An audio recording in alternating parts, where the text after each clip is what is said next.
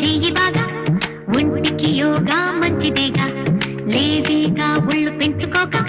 నాజుగా ఉంచు తీగలాగా